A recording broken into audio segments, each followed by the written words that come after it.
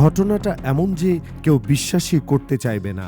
বিশ্বের সবচেয়ে শক্তিশালী দেশ, সবচেয়ে আধুনিক সামরিক প্রযুক্তি, সবচেয়ে প্রশিক্ষিত কমান্ডো বাহিনী নিয়ে এসেছিল একটি দেশ। কোনো শত্রু সেনা তাদের বাধা দেয়নি, কোনো ক্ষেপণাস্ত্র তাদের দিকে ছোটেনি, কোনো যুদ্ধ বিমান আকাশে উড়ে আসেনি। অথচ সেই রাতে তারা হেরে গেল। শুধু হেরে যাওয়া নয়, তাদের নিজেদের সহযোদ্ধাদের পোড়া লাশ ফেলে রেখে পালাতে হলো। কি ঘটেছিল সেই রাতে? কে বা কারা এই অপ্রত্যাশিত পরাজয় ঘটালো?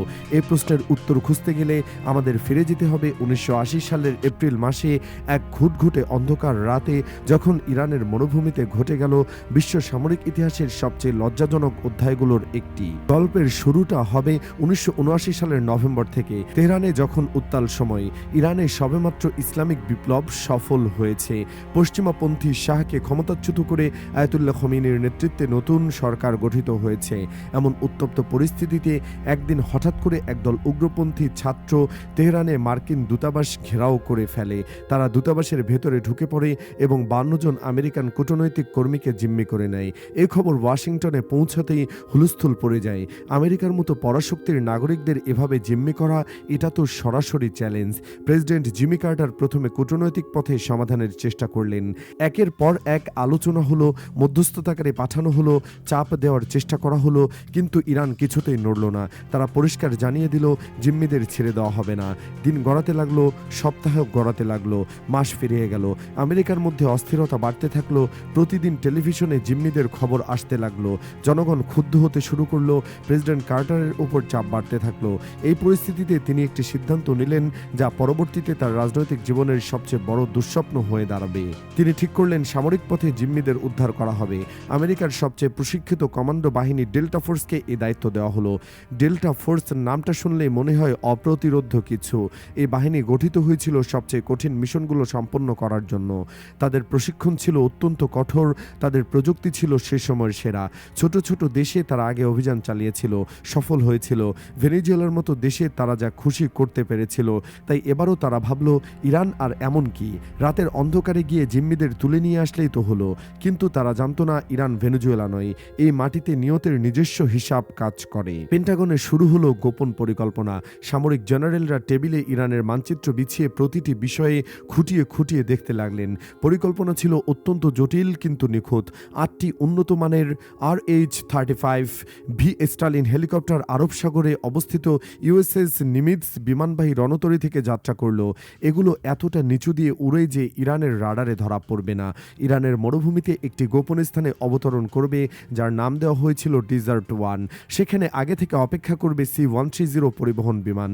যাতে থাকা জ্বালানি এবং অতিরিক্ত সরঞ্জাম, হেলিকপ্টারগুলো সেখানে রিফুয়েলিং করে তেহরানের দিকে যাবে।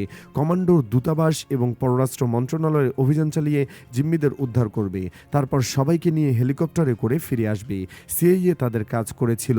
তেহরানের কিছু এলাকার রাস্তার বাতি নিভিয়ে দেওয়ার ব্যবস্থা করা হয়েছিল। এমন সময় বেছে নেওয়া হয়েছিল যখন শহরের স্টেডিয়ামে ফুটবল ম্যাচ চলবে। মানুষ খেলা নিয়ে ব্যস্ত থাকবে। প্রতিটি ক্ষুদ্র বিষয় নিখুঁতভাবে সাজানো হয়েছিল। কাগজে কলমে এই পরিকল্পনা ছিল অত্যন্ত নিখুঁত, কিন্তু যুদ্ধ কখনো কাগজে হয় না। আর প্রকৃতির নিজস্ব পরিকল্পনা সবসময় মানুষের হিসাবের বাইরে থাকে। ১৯৮০ সালের ২৪শে এপ্রিল রাত গভীর হচ্ছিল। ইউএসএস নিমিৎজ থেকে একে একে উড়াল দিল ৮টি হেলিকপ্টার। তাদের সাথে ছিল C-130 বিমান। গন্তব্য ইরানের মরুভূমি। পাইলটরা জানতেন, এই অভিযান সফল হলে তারা ইতিহাস সৃষ্টি করবেন। তারা ভাবছিলেন, কয়েক ঘন্টার মধ্যে জিম্মিদের মুক্ত করে বীরের বেশে ফিরে আসবেন। আমেরিকার গৌরব উজ্জ্বল হবে আবার। কিন্তু নিয়তি অন্য কিছু ঠিক করে রেখেছিল। শুরুতে সব ঠিকই ছিল। হেলিকপ্টারগুলো ইরানের আকাশসীমায় ঢুকে পড়ল রাডারে ধরা না পড়ে। কিন্তু তারপরে শুরু হলো বিপত্তি। মরুভূমির বিশেষ এক ধরনের ধুলো ঝড়, যাকে স্থানীয়রা বলে হাবুব, হঠাৎ করে শুরু হয়ে গেল।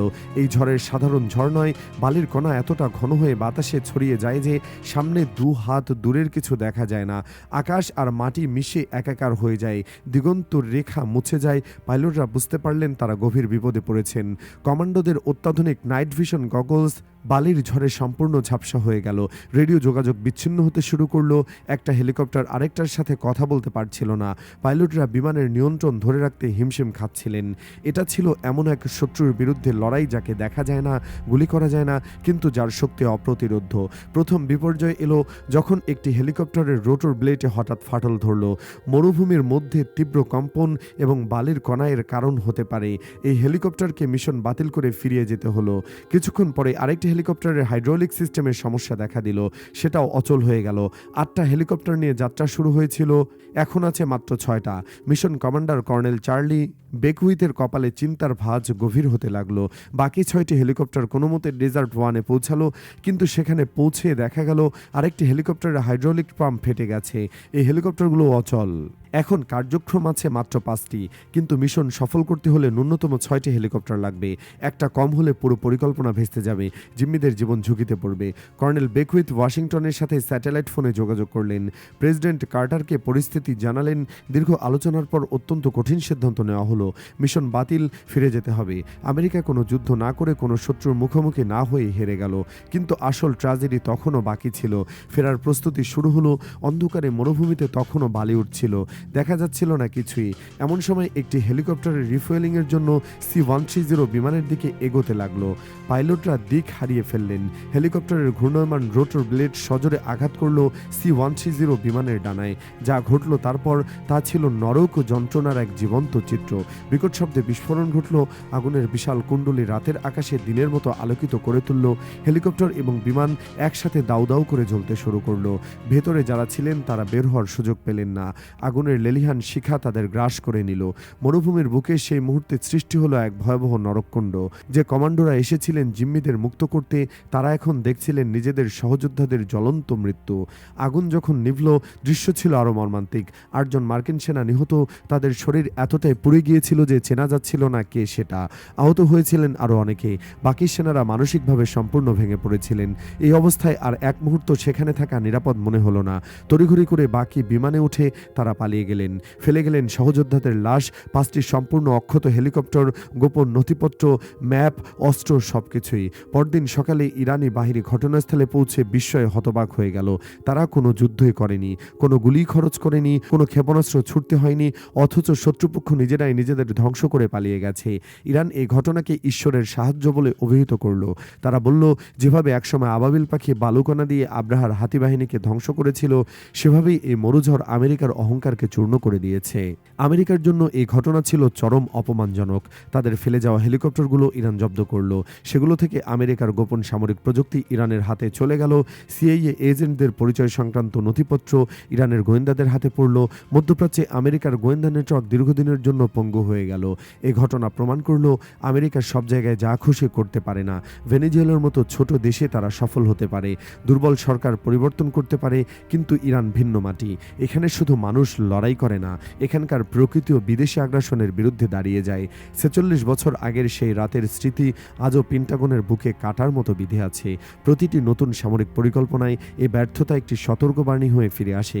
ইতিহাস বারবার মনে করিয়ে দেয়, প্রযুক্তির দম্ভ আর ক্ষমতার অহংকার দিয়ে সব জয় করা যায় না। কখনো কখনো প্রকৃতি নিজেই সিদ্ধান্ত নেয় কে জিতবে আর কে হারবে।